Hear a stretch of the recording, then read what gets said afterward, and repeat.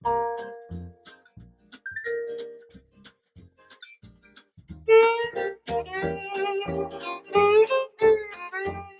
Bagot, la question relative au burn-out n'est-elle pas tant une question de réglementation, mais surtout pour les entreprises et les salariés de réinventer leur rapport humain au sein du travail, tout en prenant en compte les contraintes des nouvelles technologies et de la mondialisation de l'activité des entreprises?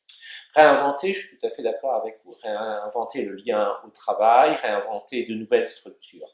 Et ce que l'on voit, par exemple en France, c'est que souvent des patrons de grandes entreprises peuvent être d'une nouvelle génération, une génération qui a appris son métier et qui a été marquée tout du moins par les débuts de sa carrière à une époque où on était loin de la révolution digitale qu'on a vue ces 15 dernières années.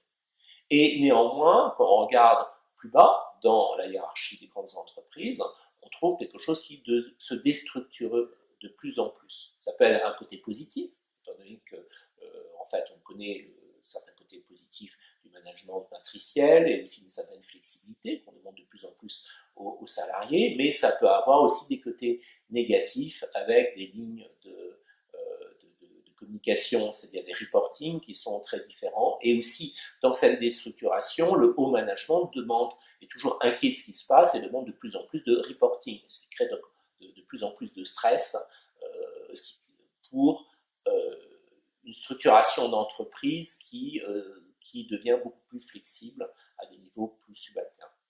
Donc, si je comprends bien, vous expliquez que les individus qui auraient tendance éventuellement à trop en faire et à avoir du mal eux-mêmes à se fixer des limites, dans une déstructuration d'entreprise, finalement, c'est la porte ouverte pour ne jamais s'arrêter de travailler et complètement mélanger vie personnelle et vie du travail, et pour le coup, rentrer dans des situations de stress et de burn-out, alors que si les limites étaient peut-être plus claires, ça les aiderait à calibrer leur implication dans le monde de l'entreprise. C'est clair que dans cette déstructuration que l'on trouve peut-être qui est marquetée sous le mot de flexibilité, il faut retrouver des limites, parce que la limite, de respecter des limites, est une des clés pour lutter contre le burn-out. Et aussi de créer cette limite aussi, c'est de toute façon une des clés pour chaque personne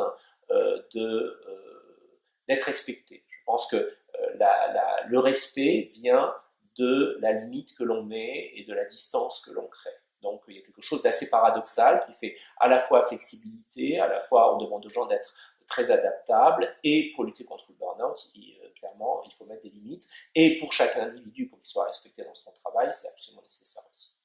Donc finalement, le burn-out n'est ni une question qui n'aurait trait qu'aux salariés ou qu'à l'entreprise, c'est les deux en sont responsables. C'est-à-dire que les deux s'auto-alimentent.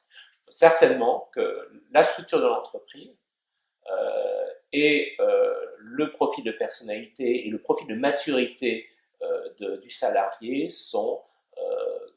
c'est un mélange qui peut créer le burn-out. Personne n'est strictement responsable, mais on trouve néanmoins certaines entreprises qui auront des taux de burn-out supplémentaires. Celles-là doivent certainement se poser des questions, parce que le burn-out, c'est pas seulement un risque, c'est aussi un indicateur inverse de la productivité de l'entreprise.